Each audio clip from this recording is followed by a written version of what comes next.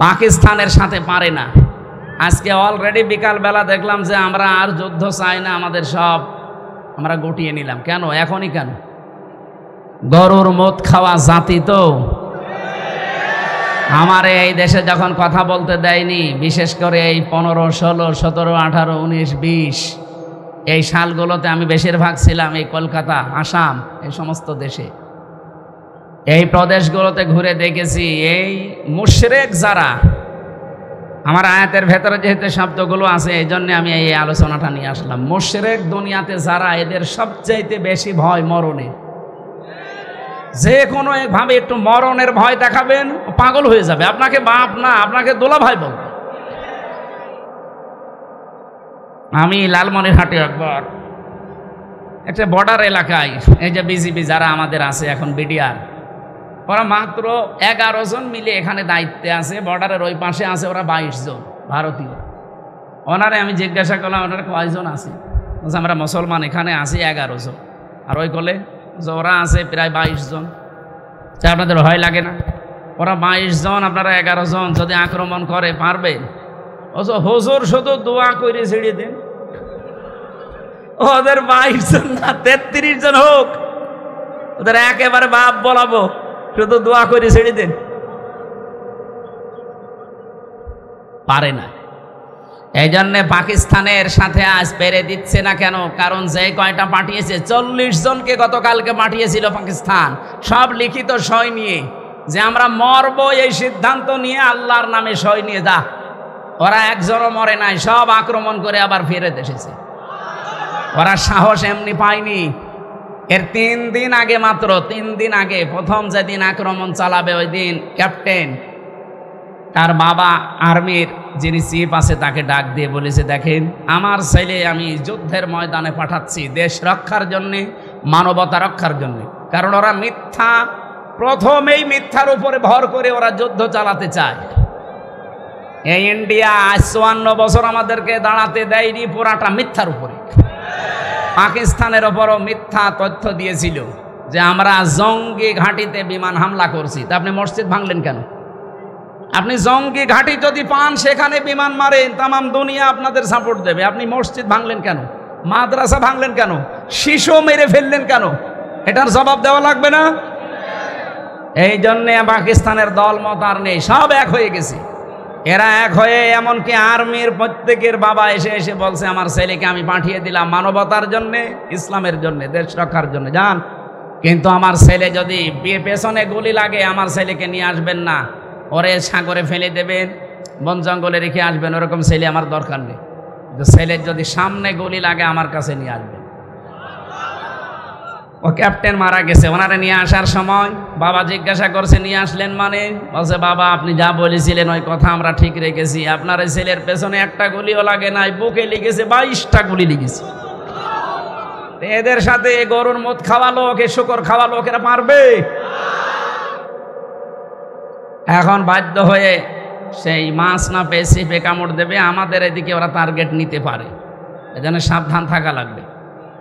এই যে মানুষগুলো শুধু আমরা 2 জন 3 জন না, আমার মনে হয় সারা বাংলাদেশের শুধু ওই 14 দল বাদ দিয়ে যারা আমরা সবই জেলখানা ছিল। কেউ 4 দেওয়ালের ভেতরে, কেউ 4 দেওয়ালের বাইরে। ভেতরে যারা ছিলাম তারা তো একটু খাবার মাবার পেতাম হালকা পাতলা, আর বাইরে এরা কোনে বনে জঙ্গলে এই লবণের খেতে কোথায় কোথায় তারা রাত কাটিয়েছে। 2 নম্বরে ওই দেশে যারা সম্মানিত মানুষ তাদেরকে তারা অসম্মান করে। এটা কি বলা লাগবে আর? এই দেশে যারা সবচাইতে বেশি সম্মানিত মানুষ, যারা 3 বারের প্রধানমন্ত্রী, তাকেও ছাড়ে নাই, এক কাপড়ে বাড়ি থেকে বের করে দিয়েছে। কি অসম্মান বলেন তো? এ বিধবা মহিলাটা কি কান্না ওই দিন আপনি দেখেছেন? তামাম দুনিয়া কাঁদছিল, কিন্তু স্বৈরাচার কাঁদে নাই, ও আরো আনন্দ করিস। শুধু বাংলাদেশ না, আপনাদের শুধু এই পাশের জেলা, এটা পিরোজপুর না, পাশের জেলা পিরোজপুরের সন্তান না আল্লামা দেলাওয়ার হোসাইন সাইদি রহমতুল্লাহ আলাইহি, উনি তামাম দুনিয়ার কাছে পরিচিত। বিশেষ করে মুসলিম বিশ্ব যারা, তাদেরকে তারা ওনাকে নিয়ামত মনে করে আল্লাহর। কাবা শরীফের ভেতরে আজ পর্যন্ত এই বাংলাদেশ থেকে মাত্র 2 জন প্রবেশ করতে পেরেছে। একজন এই আল্লামা সাইদি, আর 2 নম্বরে রাজশাহী বিশ্ববিদ্যালয়ের ভিসি ডক্টর M.A. বারি। এই 2 জন ছাড়া আজ পর্যন্ত এ দেশের কোনো রতি মহারতি ঢুকতে পারে না কাবা শরীফের ভেতরে। তার সম্মান নিয়ে সিনেমিনি খেলা, এমনকি তাকে ধর্ষণ মামলা পর্যন্ত দিয়েছে। যে মহিলাকে সাজিয়ে নিয়ে এসেছিল, অ্যাডভোকেট তাজুল ইসলাম জিজ্ঞাসা করছে, এই মেয়ে, এই আল্লামা সাইদি ধর্ষণ করেছে? জি। তোমার জন্ম তারিখ কত? তোমার তো জন্ম হওয়া লাগবে যখন ধর্ষণ করেছে। বলছে আমার জন্ম 1975-এ। ধর্ষণ করেছিল কত সালে? 1971। এটা কি রুহের জগতে? এইটাই চলছিল দেশে, বাস্তবতা এইটাই চলছিল। আমি নিজে তো একজন ভিকটিম, আমি দেখেছি। আমার বিরুদ্ধে যে সাক্ষীগুলো নিয়ে এসেছিল আদালতে 4 জন, জীবনে না আমি ওদেরকে দেখেছি, না ওদের নাম শুনেছি, না ওদেরকে আমি চিনি।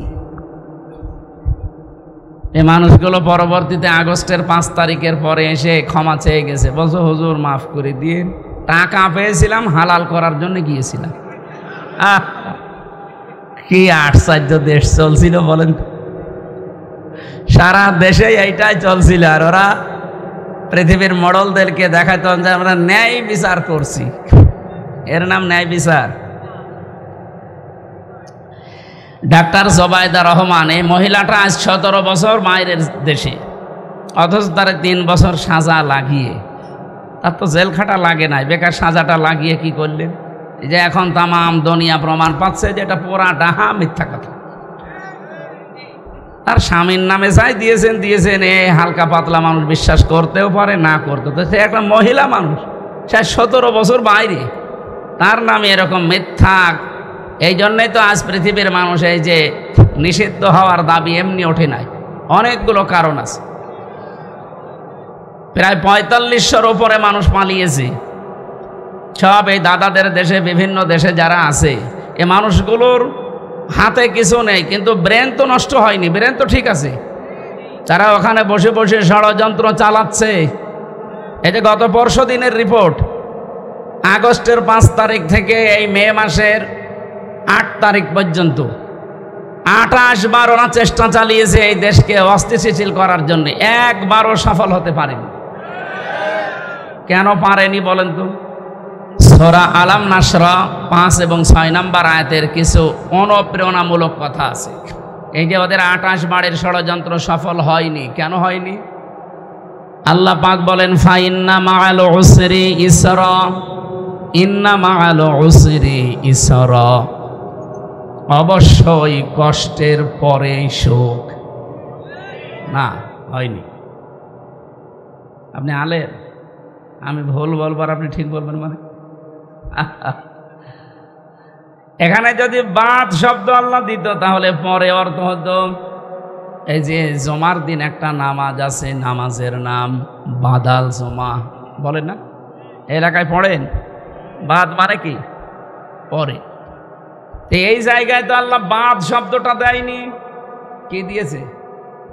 মা। কি দিয়েছে? মা মানে সঙ্গে, সাথে। আল্লাহ সঙ্গে সাথে দিয়ে শেষ করে দেননি, এরপরে দিয়েছেন উসরুন, মানে কষ্ট, দুঃখ।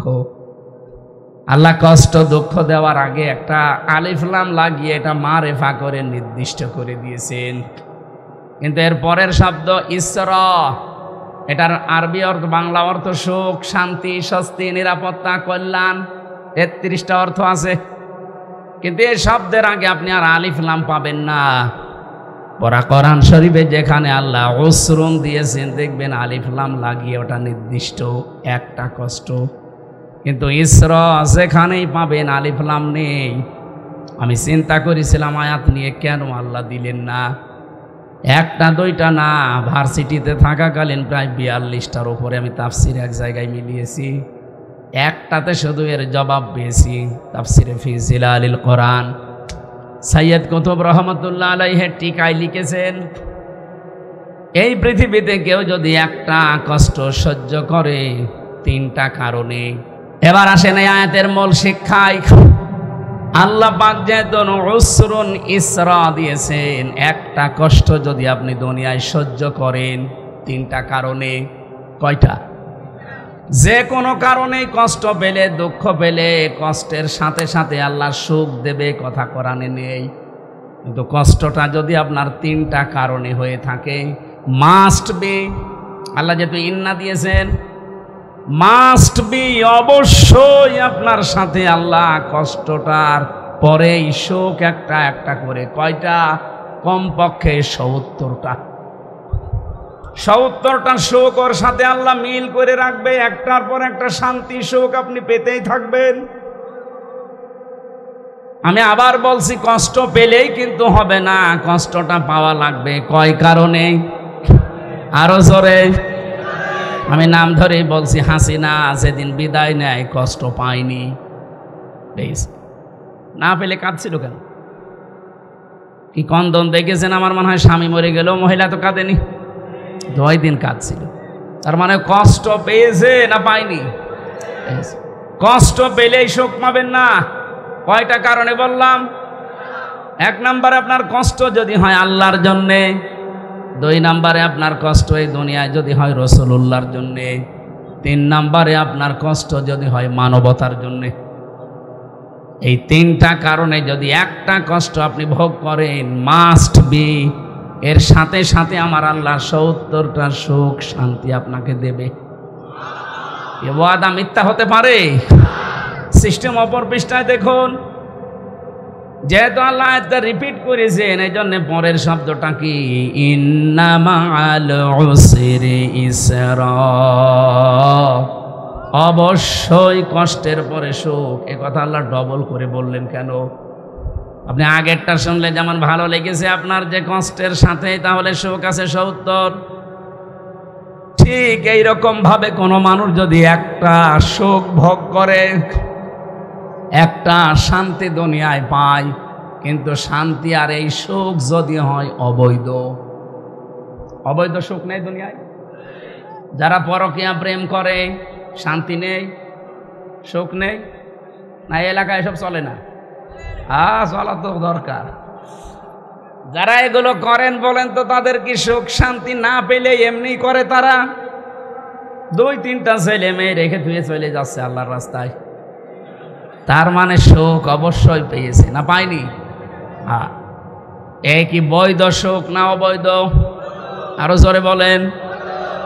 এক একটা অবৈধ সুখ ভোগ করলে অশান্তি পাবেন কয়টা? কমপক্ষে ৭০টা।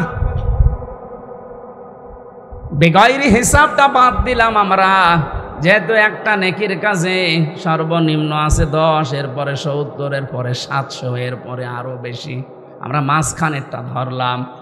আপনি হিসাব করে বলেন, এক একটা অবৈধ সুখে যদি ৭০টা অশান্তি, কষ্ট, অপমান, অপদস্থ, অকল্যাণ, দুঃখ আল্লাহ দেয়, এই 15.5 বছরে যারা ছিল তারা কি বৈধ ভাবে না অবৈধ? আমি বাংলায় বলছি কারণ আমি নিজে, আমার 33 বছর বয়স, 92 সালে আমার জন্ম। আমি 3 বার ভোট দিতে পারতাম 18 বছর থেকে শুরু করলে, একবারও পারি নাই। কি? আরে ভাই, আমি একবার না জেলখানায় ছিলাম, মাফ করে দিলাম, বাকি 2 বার। একবারও যখন পারি নাই, তাহলে যারা ছিলেন আপনারা অবৈধ ছিলেন। আমার নিজেরটা, আপনারটা যা বলবেন বলুন। এই হিসাবে এই 15.5 বছরে যারা সুখ পেয়েছে, শান্তি পেয়েছে, এই সুখটা কি বৈধ সুখ না অবৈধ?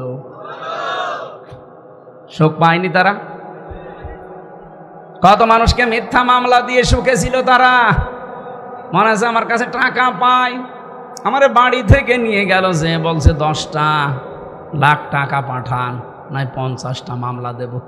মনে আছে টাকা আমার বাবার কাছে ওরা পায়, টাকাগুলো চাচ্ছে। এভাবে বহু মানুষ বহু কিছুর মালিক হয়েছে, কিছু কোলাঙ্গার অবৈধ অফিসারের কারণে। আর তাদের ওই জের এখন এই যে পেছনে দাঁড়িয়ে আছে, এই পোশাকের ওপর পড়ছে। এরা তার ওইভাবে কোটি কোটি টাকা আত্মসাৎ করে নাই, মানুষের জিনিস মেরে খায় নাই, অথচ এদের পোশাকটা এখন কালার করে ফেলেছে ওই কিছু কোলাঙ্গার অফিসারের কারণে। এই জন্য আমরা চাই এই যে 1628 জন মানুষ যারা দায়িত্বে ছিল একটাও যেন দায়িত্বে না থাকে, সবগুলো পেছনে লাত্তি দিয়ে তাড়িয়ে দেন, কোনো দরকার নেই। এগুলো সব হয় জালেম, নাই জালেমদের দোষ। এদের কারণে আজ এই পোশাকটা পর্যন্ত এখন কালার হয়ে গেছে। কত সম্মানিত পোশাক এটা, এখন মানুষ আর সম্মান দেয়। কিন্তু দোষ তো এদের না, দোষ তো ওইগুলো, এই বেনজির, এই মনিরুল, এই হাবিব, সে হাউং আঙ্কেল তো আর নাম তো পাল্টিয়ে গেছে, হাউং আঙ্কেল। আমি ওই ছোট হুজুরটার সাথে ছিলাম জেলখানায়, ওই পিসকে হুজুর যেটা মাদানি, আমারে বলছে হামজা ভাই আমি এমনি মানুষ ছোট, আমার এই পর্যন্ত, আমার আর ওরা এক ঘরে দিয়েছিল, আমি এমনি ছোট মানুষ, আমার জিনিসপত্রও ছোট, আসলেও ছোট। অতটুকু মানুষের জিনিসপত্র আর কি হবে? বলছে আমার রাত 12টার পরে নিয়ে গেল ওই হাতির ঝিলে, চোখ বেঁধে নিয়ে আমার পুরাটা উলঙ্গ করিস। একটা অর্ধ উলঙ্গ মেয়ে লোক নিয়ে এসে আমার সামনে দাঁড় করিয়ে ওর মাজার ওপরে, এই যে কাঁধের ওপরে হাত দিয়ে সিগারেট হাতে ধরিয়ে ছবি তুলছে। এনার মতো এক এসআইকে ডাক দিয়ে বললাম, ভাই আপনারা যা করছেন এটা কি হারুন সাহেব জানে না? মানে উনি তো করাচ্ছে। বলছে ওই দিন আমার এত অসহায় লাগছিল, কারণ আমার শরীরে কোনো পোশাক নেই, একেবারে পুরা উলঙ্গ করে আমারে, আমি ছোট মানুষ হই কিন্তু আমার বয়স তো ঠিক আছে, ওর বয়স কিন্তু ওই সময় ছিল 27, এখন 31, আমার মাত্র 3 বছরের ছোট, 2 বছরের। ওই সময় আমি একটা মন থেকে যে কান্না আসছিল ভেতর থেকে, আর আমি মাজলুম ওই সময়, ইত্তাকি দাওয়াতাল মাজলুম ফাইন্নাহা লাইসা বাইনাহু ওয়া বাইনাল্লাহি হিজাব। নবীজি বলেন মাজলুমের বরদোয়া থেকে বেঁচে থাকবা, কারণ মাজলুমের বরদোয়া আর আল্লাহর ভেতরে কোনো পর্দা নেই, সঙ্গে সঙ্গে চলে যায়। ওই দিনই বলেছিলাম আল্লাহ আমাকে যা করলো বেইজ্জতি, এইভাবে করে যেন এই লোকটাও বেইজ্জতি হয়। ওই ছোট হুজুরের কয় ইঞ্চি ছিল আমরা জানি না, কিন্তু হারুন সাহেব যে কয় ইঞ্চি তামাম দুনিয়া জানে। কয় ইঞ্চি? বাগেরহাটও চলে এসেছে সারা দুনিয়া। আমি কয়েকদিন আগে সিঙ্গাপুরে ছিলাম, ওখানে বাঙালিরা আছে, আমারে বলছে 3 ইঞ্চির খবর কি? কিসের 3 ইঞ্চি? এটা তো বাংলাদেশ না সিঙ্গাপুর, মালয়েশিয়া, থাইল্যান্ড, এই দেশে এসেও 3 ইঞ্চি, তামাম দুনিয়া। আমি প্রায় 50টার উপরে দেশ গেলাম, যেখানে যাই ওই আগে 3 ইঞ্চির খবর কি? নাম বলে না কেউ, যে ওনার নাম যে হারুন, এটা নবীর নাম, অথচ পুরা নামটা এখন গায়েব হয়ে গেছে, না নামটা চলে এসেছে ওই ইঞ্চি ইঞ্চি। সম্মানিত ভাইরা, একটা অবৈধ সুখ যারা ভোগ করছেন, এভাবে বহু সুখ ভোগ করেছেন 15.5 বছরে, বহু শান্তি পেয়েছেন, কিন্তু আপনি নিজেও জানতেন যে এই সুখ, এই শান্তিগুলো অবৈধ সুখ, এগুলো বৈধ সুখ না।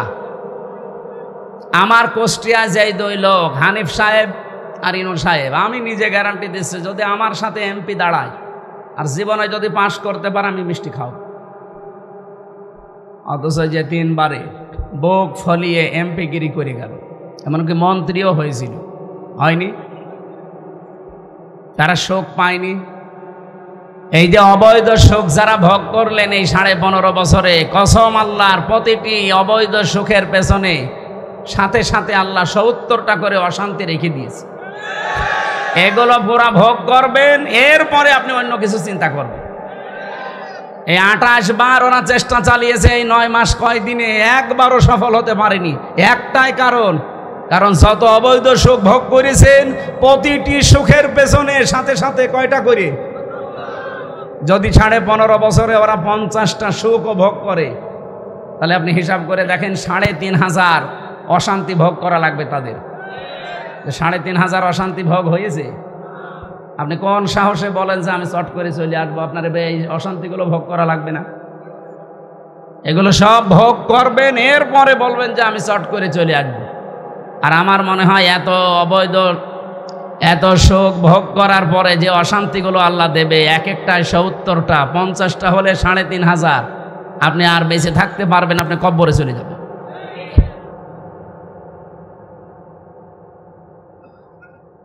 এজন্য যারা আছে এই মানুষগুলো ওখানে বসে বসে ওদের ব্রেন তো ঠিক আছে, ওদের মেধা এখনো নষ্ট হয়ে যায়নি। এই মেধা দিয়ে এই ব্রেন দিয়ে ওখান থেকে বিভিন্ন চালতেছে, বিভিন্ন ষড়যন্ত্র পাঠাচ্ছে। এ কারণেই তো দেশের লোক এখন সব একদল হয়ে গেছে যে না, ও যতদিন পর্যন্ত বাইরে বৈধভাবে থাকবে ততদিন আমরা শান্তিতে নেই। দেশের লোক আমরা চাই এরা যেন নিষিদ্ধ হয়ে যায়।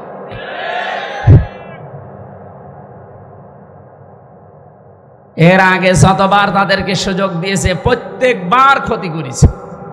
আপনি হিসাব করে ইতিহাসের দিকে তাকিয়ে দেখবেন, যতবার সুযোগ দেওয়া হয়েছে ভালো হতে মানুষের এত সময় লাগে? একবার, দুইবার, তিনবার সুযোগ দিলে তো মানুষ ভালো হয়ে যায়। 14 বার সুযোগ দিয়েও আপনি ভালো হচ্ছেন না, আপনার কপালে আর হেদায়েত নেই। কারণ মানুষ যখন পাপ করতে করতে সীমা ছাড়িয়ে যায়, যখন সম্মানিত মানুষদেরকে অসম্মান করা শুরু করে, সূরা আলে ইমরানের 4 নম্বর পারা 12 নম্বর পৃষ্ঠা 9 নম্বর লাইনে আছে, এটা শেষের দিকে আছে, ইন্নামা নুমলি লাহুম লিয়াজদাদু ইসমা ওয়া লাহুম আযাবুম মুহিন। রব্বুল আলামিন বলেন, মানুষের পাপের বোঝা যখন ছাড়িয়ে যায় তখন আমি তাকে অপমানজনক শাস্তির ভেতরে ফেলে দেই। এই জন্য তামাম দুনিয়া এখন ঘৃণা করছে। আজকের রিপোর্ট পেলাম, আন্তর্জাতিক একটা রিপোর্ট দিয়েছে আমেরিকা, 257টা দেশ মিলে আজকে 12:30টার সময় পেলাম। তামাম দুনিয়ায় 3 জন মানুষ ঘৃণিত এখন সারা দুনিয়ায়, সবাই ঘৃণা করে তাদের। 1 নম্বরে হাসিনার নাম এসেছে। বলছে সুবহানাল্লাহ।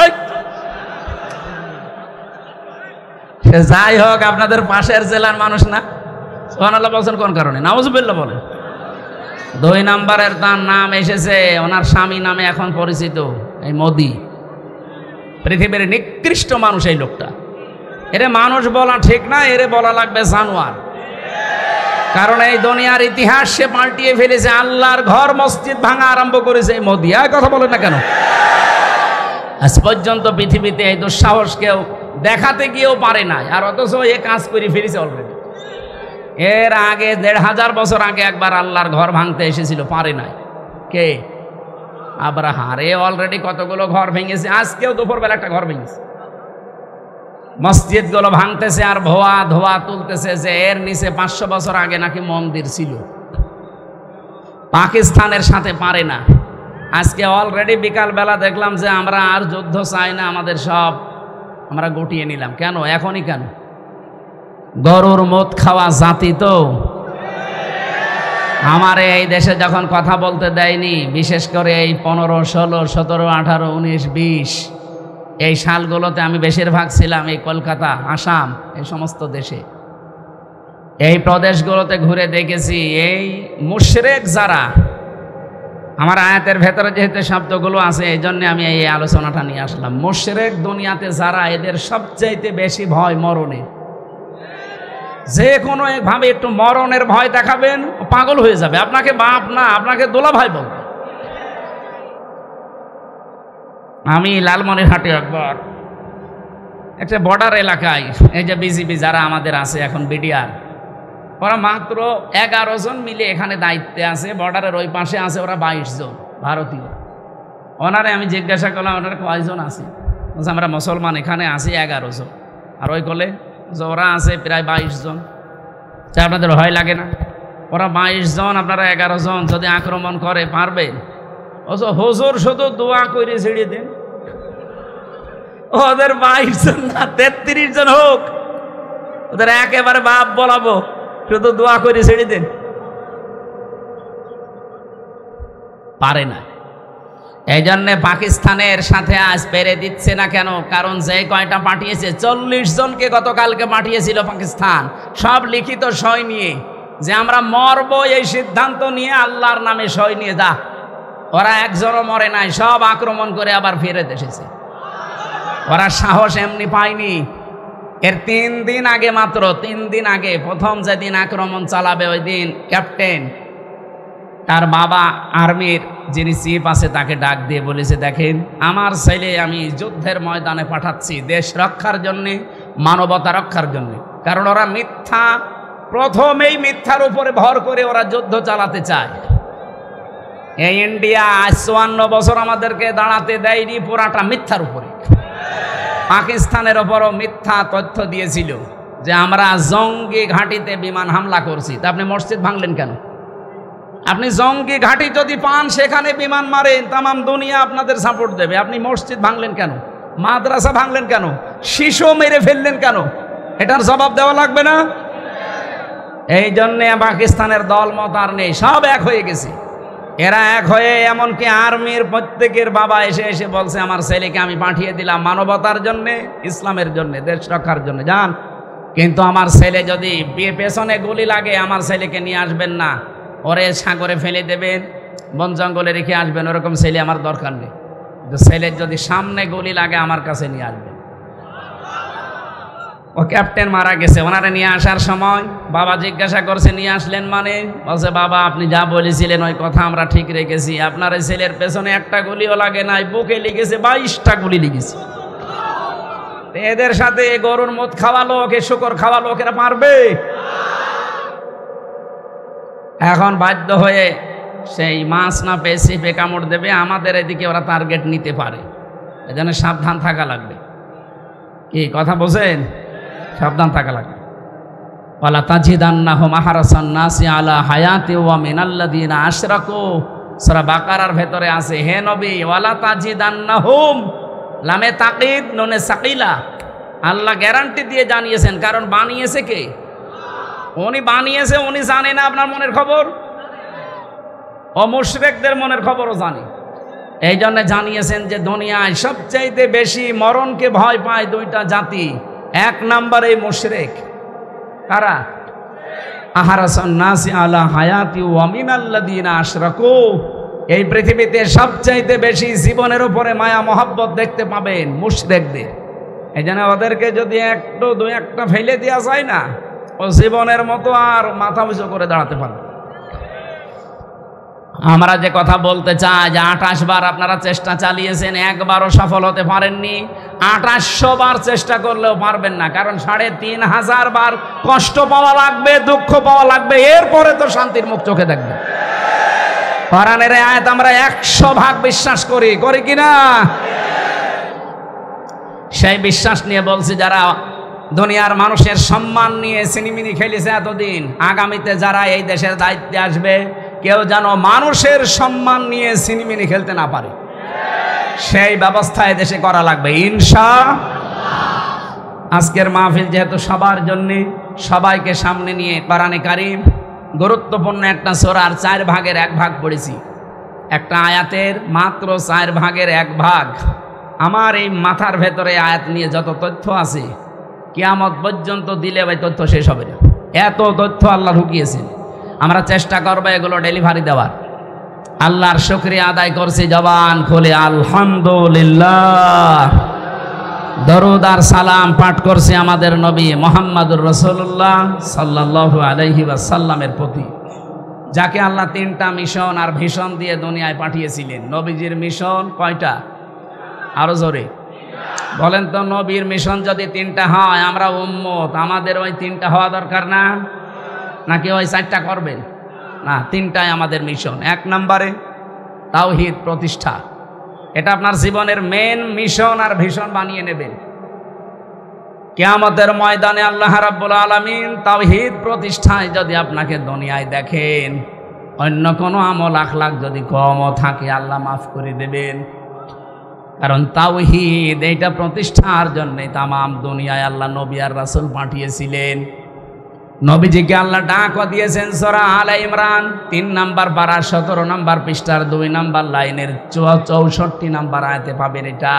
কুলিয়া আহলাল কিতাবি তাআলাউ ইলা কালিমাতিন সাওয়াইম বাইনানা ওয়া বাইনাকুম আল্লা না'বুদা ইল্লাল্লাহ ওয়ালা নুশরিকা বিহি শাইআ ওয়ালা ইয়াত্তাখিযা বা'দুনা বা'দান আরবাবাম মিন দুনিল্লাহ ফাইন তাওয়াল্লাউ ফাকুলু আশহাদু বিআন্না মুসলিমুন। একটু খেয়াল করবেন ভাই। এটা এখন একে বাস্তবতার সাথে দরকার। আল্লাহ পাক বলেন, হে নবী, কিতাবে বিশ্বাসী যারা তাদেরকে ডাক দেন। এদেশে আমরা কিতাবে বিশ্বাসী না। কিতাবের নাম কি? আরো জোরে বলেন। অন্য ধর্মের যারা আছে তারাও তাদের একটা কিতাবে বিশ্বাসী। এ বাইরের দেশগুলোতে সফর করতে গেলে আমি যদি ট্রেনে যাই, বাসে যাই, জিজ্ঞাসা করলাম সেদিন থাইল্যান্ডে একজনকে, আপনার নাম কি? নাম বলার পরে দেখলাম লোকটা ইহুদি। আপনার নবীর নাম কি? বলছে জোসেফ। জোসেফ মানে মুসা আলাইহিস সালাম। হযরতে মুসা নবী বলে আমরা যাকে চিনি, ওরা নাম পাল্টিয়ে জোসেফ বলে ডাকে। সেদিন মালয়েশিয়া খ্রিস্টানের সাথে দেখা হয়েছিল, বললাম নাম কি?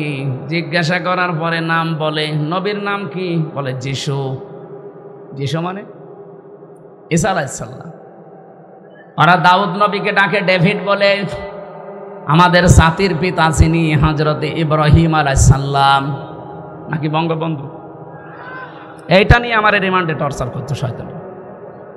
আমার জাতির পিতার নাম কি?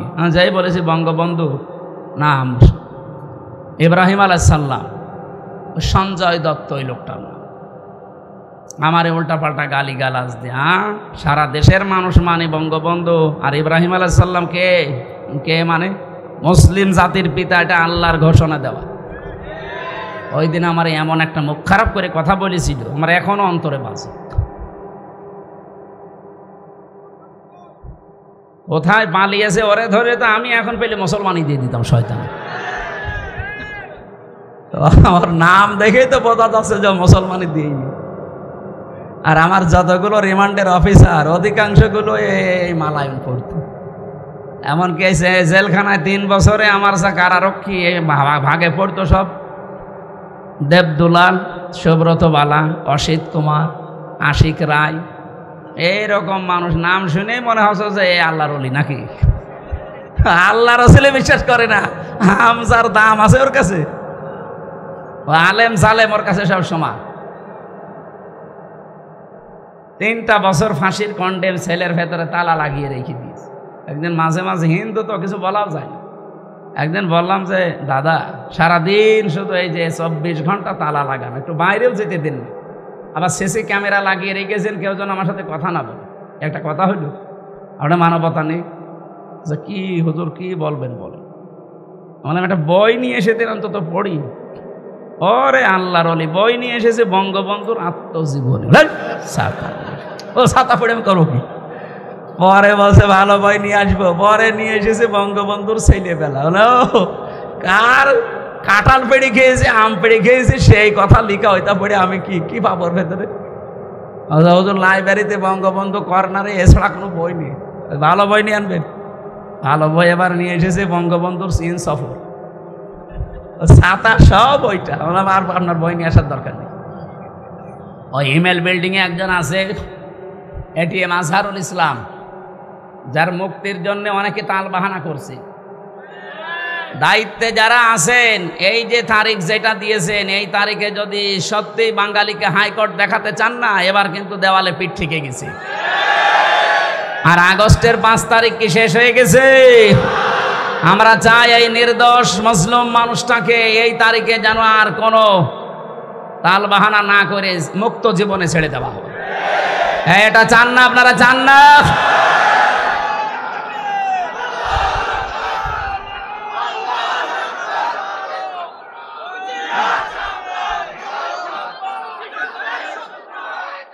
আমার ভাইরা, ওনারে বললাম যে বই ওনার কাছে বলবেন, ওনার কাছে বই আছে। যে বলছে হামজা বই চেয়েছে, আল্লাহর ইশারা 2টা তাফসির দিয়েছিল আল্লাহরে বান্দা, ফি জিলালিল কোরআন আর তাফহিমুল কোরআন। এই 3টা বছরে একাধারে মাওলানা, আপনাদের এই জেলার মনে হয় তার নানার বাড়ি, মাওলানা মামুনুল হক হাফিজাহুল্লাহ, এ ভাই আমার সাথে এক ঘরে 3 বছর ছিলাম আমরা। ওনার কাছে বহু তথ্য পেয়েছি কোরআন এবং হাদিসের, বিশেষ করে মুহাদ্দিস তো সাইকল হাদিস, হাদিসের ওপরে ওনার বড় দখল আছে। তা আমি যেটা আপনাদেরকে শোনাতে চাচ্ছিলাম এখান থেকে, কিতাবধারী যেই মানুষগুলো, সবাইকে আল্লাহ ডাক দিতে বললেন যে যারা কিতাব পেয়েছে তাদেরকে ডাক দিন। এখানে যেহেতু অন্যান্য ধর্মের মানুষ যদি থেকেও থাকেন, আপনিও অন্তত একটা কিতাবে বিশ্বাসী না, বিশ্বাসী করেন না? যে ধর্মের লোক হোক, 4,500 ধর্মের লোক এখন দুনিয়ায় বাস করছে, যে কোনো ধর্মের মানুষ হোক তার ধর্মীয় কিতাব আলাদা আছে। আমাদেরটা যেমন, নাম কি? কোরআন। বলেন বলেন।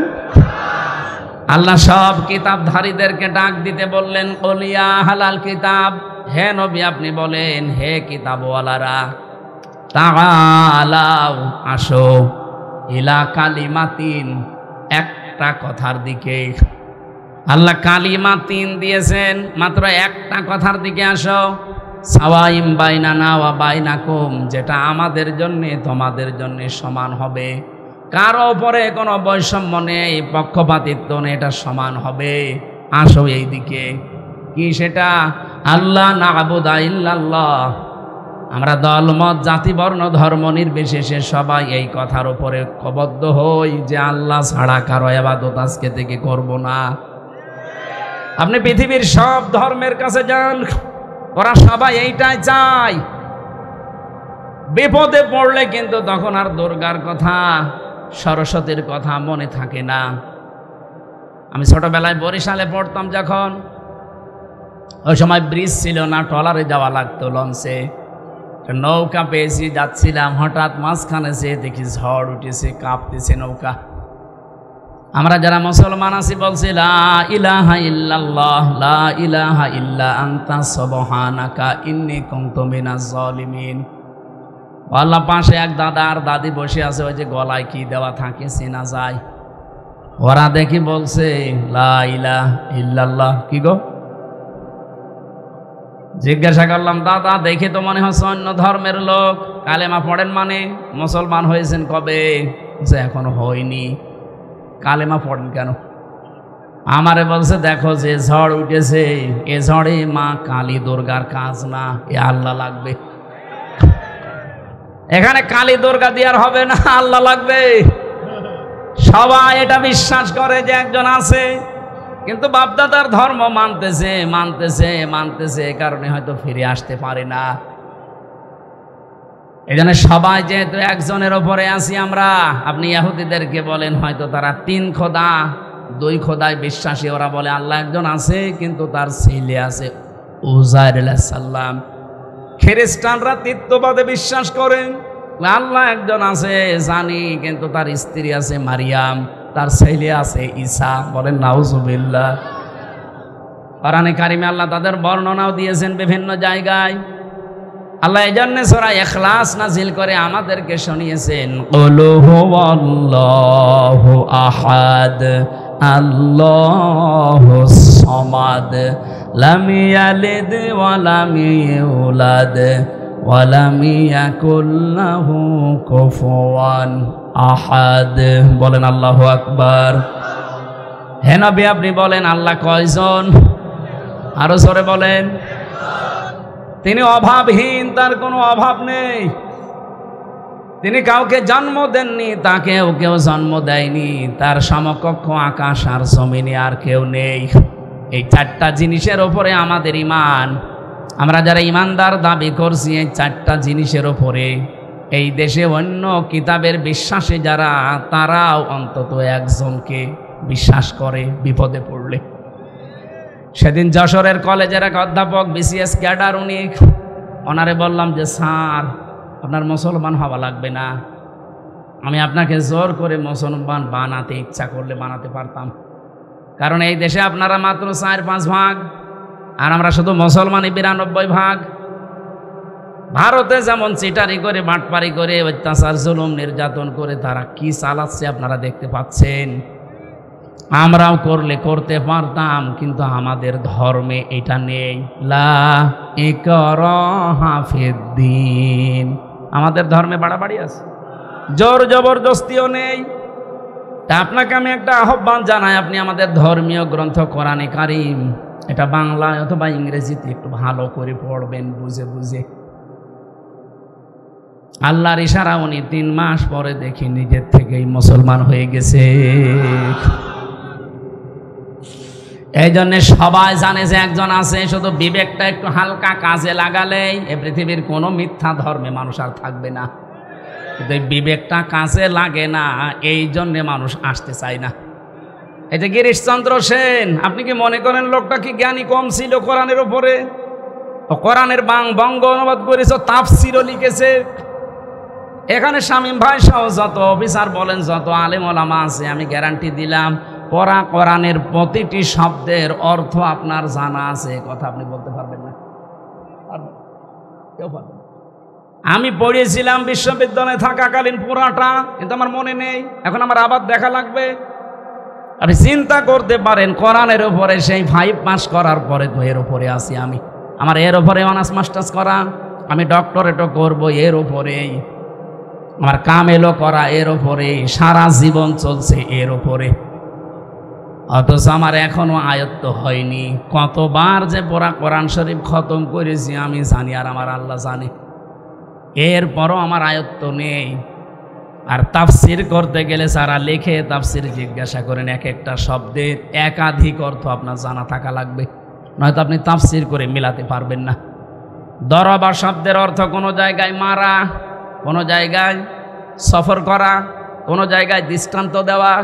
এখন যেই জায়গায় যে অর্থটাই অ্যাপ্রোপ্রিয়েট হবে, খাটবে, ওইটা ওই জায়গায় আপনাকে ব্যবহার করা লাগবে। আপনি মারা অর্থ যদি সফর করার অর্থ করেন, কিয়ামত পর্যন্ত মিলাতে পারবেন? তাহলে এ লোকটা কত বেশি কোরআন পড়েছে আমার চাইতে কোরআন বেশি পড়েছে, বেশি বুঝেছে, বেশি লিখেছে।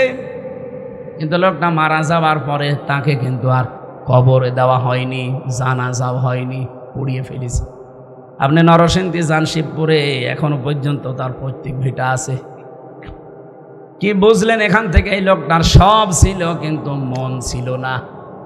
কারণ হেদায়েত পাওয়ার জন্য একটা মন লাগবে। ওই মন যদি কারো না হয়, আল্লাহ জোর করে হেদায়েত দেবে না। আল্লাহ ইচ্ছা করলে কিন্তু পারে, কিন্তু উনি ইচ্ছা করেন না। স্বাধীনতা আপনাকে দিয়ে দিয়েছে আর পাঠিয়েছে আল্লাহর এই কালামটা, কোরআনে কারীম। এই যে সূর্যটা আলো দেয়, সূর্যের আলো দুনিয়ায় সবাই পায় না? আন্দাজ বলেন কেন? সূর্যের আলো অন্ধ পাবে? অন্ধ যাদের চোখ ভালো নাও পাবে? বলেন। এখন দোষ কি সূর্যের না ওর চোখের? বলেন বলেন।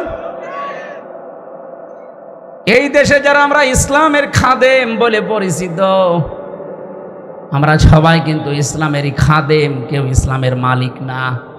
কি ইসলামের মালিক আমরা?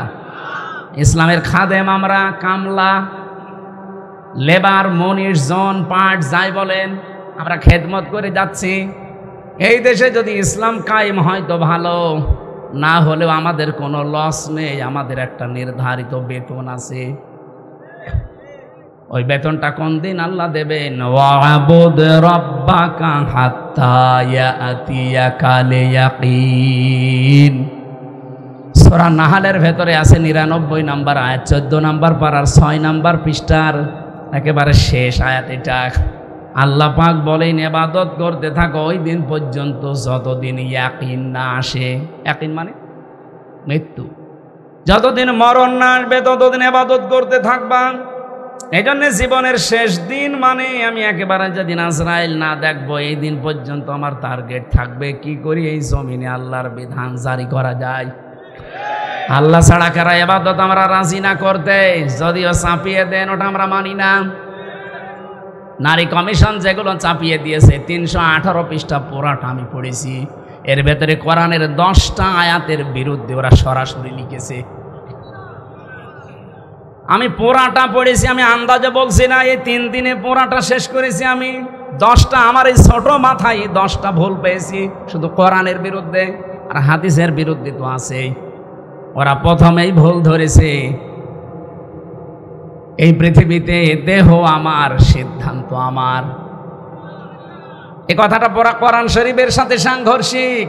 বিশেষ করে সূরা আরাফ 54 নম্বর আয়াতের মাঝের অংশে আছে, আলা লাহুল খালক ওয়াল আমরু। আল্লাহ বলেন এই জমিন আমার, এখানে সিদ্ধান্ত আমার। আর মহিলারা কি বলতে চায়? যে দেহ আমার, সিদ্ধান্ত আমার। দেহ আপনার হয় কি করে? এ দেহের মালিক আপনি। হালাতা হালাল ইনসানি হাইনুম মিনাদ দাহরি লাম ইয়াকুন শাইআম মাযকুরা। আল্লাহ বলেন, আমির হামজা, এমন একটা সময় কি তোমার জীবনে যায়নি যে উল্লেখ করার মতো তুমি কিছু ছিলে না? আমার এই যে 33 বছর, বলেন তো 34 বছর আগে আমি কি উল্লেখ করার মতো কিছু ছিলাম? বলেন। দেহ আমার হয় কি করে? হ্যাঁ, আমার মা বাবা বিছানায় ছিল, এতটুকু তাদের দায়িত্ব। কোরআনে কারিমে সূরা ওয়াকিয়ার ভেতরে আছে তোমার মা বাবা শুধু বিছানায় ছিল, এ দায়িত্বই শেষ। বাকি ওই বীর্য থেকে শুরু করে পর্যন্ত কোনো দায়িত্ব তোমার মা বাবার আর নেই। পুরাটা আমি আল্লাহ নিজে প্রসেস করেছি। আপনি এখানে যদি কম্পিউটার ভেড়াতেন এটা না দিয়ে, আপনাকে এই স্ক্রিনে দেখাতে পারতাম বাবার স্ফলিঙ্গ দিয়ে দ্রুত গতিতে যে পানিটা বের হয়ে যায়। ফালিয়ানজুরিল ইনসানু মিম্মা খুলিকা মিম্মা দাফিকি ইয়াখরুজু মিন বাইনিস সুলবি ওয়াত তারাইব। রব্বুল আলামিন বলেন, মানুষকে একটু ভাবে না, চিন্তা করে না যে কি জিনিস দিয়ে তারে বানালাম। বাবার স্ফলিঙ্গ দিয়ে দ্রুত গতিতে বের হয়ে যাওয়া নাপাক পানিটা মায়ের রেহেমের ভেতরে জমা হয়। বিজ্ঞান এখন দেখিয়েছে, এক ফোঁটা পানি যখন বাবার নাপাক পানিটা বের হয়, এটা মায়ের রেহেম পর্যন্ত যেতে যেতে কমপক্ষে 40 কোটি মানুষ হতে পারে। এটা যদি সব আল্লাহ বাঁচিয়ে রাখতো আর মায়ের পেটে যদি ধারণ ক্ষমতা থাকতো, এক ফোঁটা বীর্যে 40 কোটি মানুষ আল্লাহ বানাতে পারে, সে ক্ষমতা ওর ভেতরে আছে। এগুলো যেতে যেতে মায়ের জরায়ুর দেওয়ালের সাথে ধাক্কা লেগে অধিকাংশগুলো মরে যায়, পড়ে যায়। শেষ পর্যন্ত আমি ওই জায়গায় গিয়ে পৌঁছিয়েছি। আপনি কেন বললেন যে দেহ আমার, সিদ্ধান্ত আমার? ওই জায়গায় 40 কোটির ভেতরে শুধু আমি একা বেঁচেছিলাম, বাকিগুলো কেউ ওখানে যেতে পারেনি। আমাকে যাওয়ার জন্যে আমার মা আমার বাবাও সাহায্য করেনি। করেছিল কে? ওই জায়গায় যদি আল্লাহ আমাকে আকর্ষণ করে দিতেন, ওই জায়গা থেকে যদি আমাকে ফেলে জরায়ুর দেওয়ালের সাথে ধাক্কা দিতেন, কোন বাবা আপনার এই মুখ দেখাতো? এই তথ্যটা আছে সূরা নাহালের ভেতরে আছে, 14 নম্বর পারা, 14 নম্বর পৃষ্ঠা, 13 নম্বর লাইনের 78 নম্বর আয়াতের মাঝের অংশে আছে, ওয়াজাআলা লাকুমুস সামআ ওয়াল আবসারা ওয়াল আফইদা ইলা আখিরি আয়াত। আল্লাহ পাক বলেন, বাবার এইটা নিয়ে আমি আল্লাহ কমপক্ষে 4টা জিনিস বানাই। 40 দিন 40 দিনের প্রক্রিয়া আছে, 120 দিন লাগে। চুল, রগ, হাড় আর পর্দা, আর মায়ের রেহেমের ভেতরে যে নাপাক পানির থলি আছে, ওইটা দিয়ে আরও 4টা জিনিস বানায়, রক্ত, গোশত, চর্বি আর চামড়া। 8টা জিনিস যখন এক হয়, তখন ফেরেশতারা বলে, সিদ্ধান্ত চায় আল্লাহ, একে কি বানাবো? পূর্ণাঙ্গ মানুষ বানাতে হলে কমপক্ষে 13টা উপাদান লাগে। যে তোমার বাবা আপনাকে 8টা জিনিস পেয়েছেন, দিয়েছেন, বাকি এখনো কয়টা লাগবে? এই যে আয়াতটা পড়লাম, এই আয়াতের তথ্য এটা। ওয়াজাআলা লাকুমুস সামআ মানে এই যে শ্রবণ শক্তি, ওয়াল আবসারা এই দর্শন শক্তি, ওয়াল আফইদা অন্তরের যে শক্তি। 5টা জিনিস আল্লাহ এখানে নাম দিয়েছেন, শ্রবণ শক্তি, দর্শন শক্তি, বাক শক্তি, আকেল শক্তি আর ঘ্রাণ শক্তি। এই 5টা আল্লাহ বলেন আমার রব নামের কারণে আমি তোকে ভিক্ষা দিয়েছি। আমার বান্দা যেহেতু, তো এই জন্য আমি তোকে দিয়েছি আমার রব নামের কারণে। 8, 5, 13টা জিনিস যখন এক হয়ে যায়, তখন আকৃতির তৈরি করার সিদ্ধান্ত আসে। ফেরেশতারা বলে, ওয়াল্লাযী ইউসাউবিরুকুম ফিল আরহামি কাইফা ইয়াশা, তিনি সেই আল্লাহ যিনি মায়ের রেহেমের ভেতরে তোমাদের আকার আর আকৃতি তৈরি করেন। এই আকৃতি তৈরি করতে আল্লাহ আপনার মায়ের কাছে জিজ্ঞাসা করেছিল যে ফর্সা বানাবো না কালো বানাবো? বলেন। আল্লাহ নিজের সিদ্ধান্তে বানিয়েছেন, এমনকি কাউকে দেখে দেখে বানিয়েছেন তাও না, কাউকে দেখে দেখে আল্লাহ পাক এটা আমাকে আকৃতি দিয়েছেন এমন না। এই জন্যে ইন্নী ওয়াজ্জাহতু ওয়াজহিয়া লিল্লাযী ফাতারাস সামাওয়াতি ওয়াল আরদা হানিফা। এই যে সাবধানে মাঝখানে যে শব্দটা ফাতারা, ফাতার মানে তৈরি করা, খলাক মানেও তৈরি করা, সৃষ্টি করা, ফাতারা মানেও তৈরি করা। তৈরি করা প্রায় 33টা আরবি আছে। কেন আল্লাহ ওই 32টা বাদ দিয়ে ফাতারা দিলেন? ফাতার শব্দের শাব্দিক অর্থ হচ্ছে এমনভাবে তিনি বানিয়েছেন কোনো নমুনা, কোনো আকার, কোনো মডেল ছাড়া।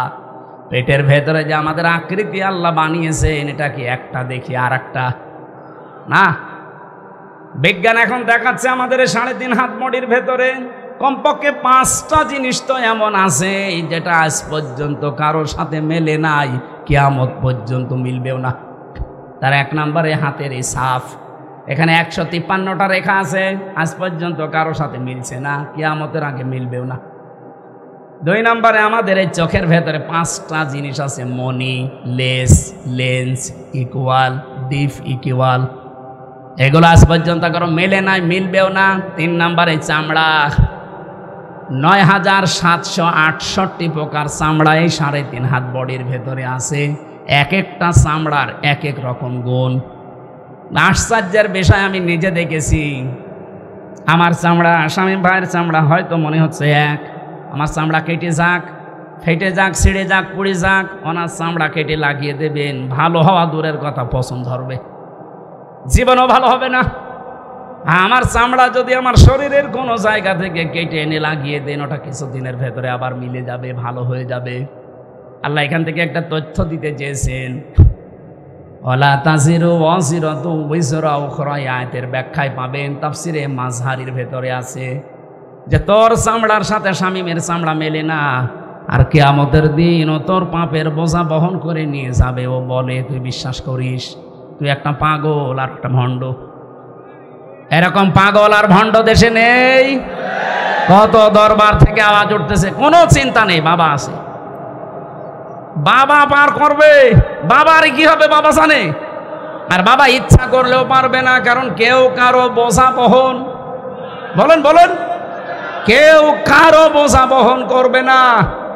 এজন্য কারো উপর ভরসা করবেন না, নিজের কাজ নিজে করে যান।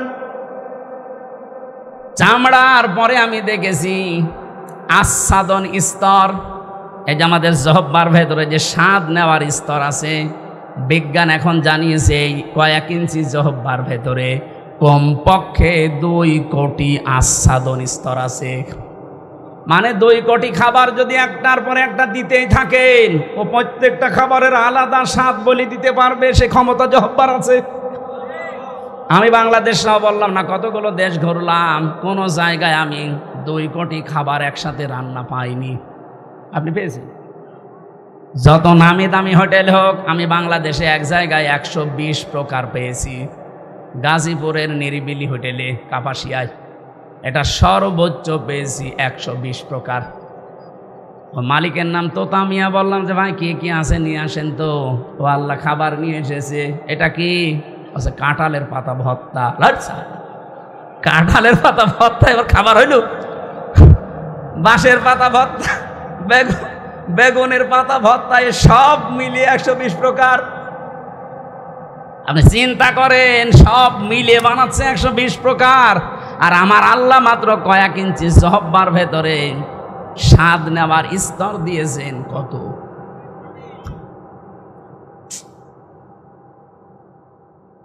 এরপরে পেয়েছিলাম এই মাথার ভেতরে 70,000 তার দিয়েছেন আল্লাহ। এই প্রতিটি তার শরীরের বিভিন্ন জায়গায় আমার আল্লাহ সেট করে রেখেছেন। শুধু চামড়া খুলে ডাক্তারের কাছে যে দেখবেন কিভাবে আপনাকে ইঞ্জিনিয়ারিং কায়দায় আল্লাহ বানিয়েছে। আল্লাহ বলেন কোনো অস্তিত্ব ছিল না। আমি 40 দিন করে করে যখন খাবারের উদ্রেক দেখা দিল 6 মাসের ভেতরে, তখন আমি আল্লাহ একটা আকৃতি নিজে তোরে বানিয়ে দিলাম। ছেলে না মেয়ে এটা আমার সিদ্ধান্তে। নাকি কেউ সিদ্ধান্ত দিয়েছে? এটা সিদ্ধান্ত দেওয়ার পরে আস্তে আস্তে মায়ের খাবারের নাপাক রক্তটা আমি আল্লাহ বন্ধ করে দিয়ে নাভির ভেতর দিয়ে, এটা আমি তোর নাভির ভেতরে 5 করে বাঁচিয়ে রাখলাম। আমি ইচ্ছা করলে এই নাপাক রক্ত তোর মুখ দিয়ে দিতে পারতাম। ও হামজা, এই পৃথিবীর ময়দানে তোর মুখটা আমি মায়ের পেটে পর্যন্ত পবিত্র করে রাখলাম, যেন এই মুখটা নাপাক না হয়। অথচ দুনিয়ায় আসার পরে দেখি তোর এই মুখটা আর পাক থাকে না, নাপাক হয়ে যায়।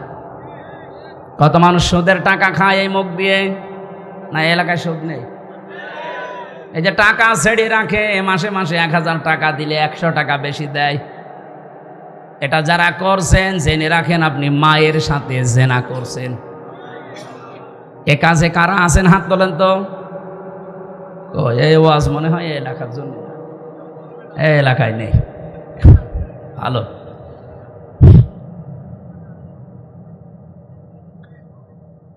আমি অনেক কিছু খোঁজ নিয়েছি, আমি আসার সময় শুনছিলাম, আমার মনে হয় এখানেও থাকতে পারে ওয়াজ শুনে যে সুদের টাকা তুলবে। এটা বন্ধ করেন ভাই। মায়ের সাথে জেনা করে নামাজ হয়, রোজা হয়, হজ করতে যান, হজ হয়। এটা কোন পাগলামি করেন আপনি? না খেয়ে মরে যান, সুদের টাকা খাওয়া যাবে না, বাদ দেওয়া লাগবে।